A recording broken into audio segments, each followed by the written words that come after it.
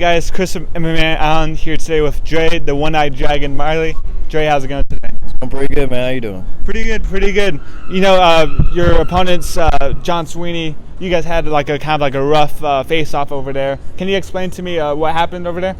Oh, it was just basically, me giving him crap because we were supposed to fight last year in October, but he didn't want to make weight, and he flat out told me that. So I've been ribbing him about it ever since. And then he felt some type of way, and then he was mad because I didn't take the fight at a higher weight class. Like, no, dude, you broke the contract. I'm not going to honor your agreement if you can't honor the original agreement. So that's pretty much what it is. Mm-hmm. And what do you think of him as an opponent going forward in this fight? It's a normal fight.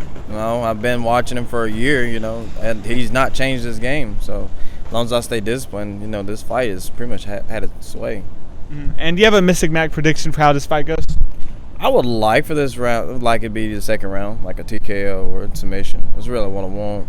I know he's going to come here, he's going to throw bombs, I just got to keep my hands up. And then you never know what happens in the second round. Everybody gets that high of adrenaline. Once that adrenaline dump happens, that's who you really are in the second round. So make it out the first round, and then after that, just start picking them apart even more. Mm-hmm. And I believe you're fighting 1 month after your KO win at Valor FC. Is that correct? It is. Yep. It happens right after it happened, and next thing I know, I'm fighting again. So you gotta stay busy in the sport if you want to get to UFC or Bellator. So that's what I'm aiming to do. How many times would you like to fight in 2021? I say the last time I fought in 2019, because I ain't fighting in 2020, I fought at least like 5 or 6 times. I would like to do like at least 2 more, But if it happens, it happens. If I fight more, cool. The more and more I can get my name out there, the more I can get my vision out there, it better works for me. Mm-hmm. And there's a lot of attention on this card. It's a pretty stacked card from top to bottom. What does it mean to you to be on such a stacked card like this one? I mean, it is what it is. It's a fight card, So it's almost comes with the territory. If I want to fight UFC or Bellator, I gotta get used to being around people that's done it before. So there's really no pressure. I mean, like the only time I got starstruck is the fact that Frank Mir walked past me. And I was like, oh shit, that's Frank Mir, and he heard me, and I was like, dude. So I mean, it's awesome. I like it. It's a whole different, dynamic than fighting back home. We have events at the gym all the time, and Taylor and everybody, and Shanna, they all fight Bellator and UFC. So it's really cool to see other people. For sure. And then, do you think a spectacular win at XMMA too? Do you think that could propel you to more opportunities like Bellator, UFC, or maybe even a shot on Contender Series later this fall? I think it does. I think it leads that way because there's a lot of eyes, and with a show this big and a show this stacked full of ex-UFC vets and Bellators who are trying to plead their case, like, hey, I need to get back in there. This would be awesome if finish Sweeney in a good way or have a really good fight to where they were like, hey, yeah, we want you on that card. We want you on our roster. So I'm hoping for the best. And the fight game's all about marketability. Sugar Sean O'Malley has his hair. Connor has his walk. You have your mask. What's the story behind why you wear your mask? Well, I just got this.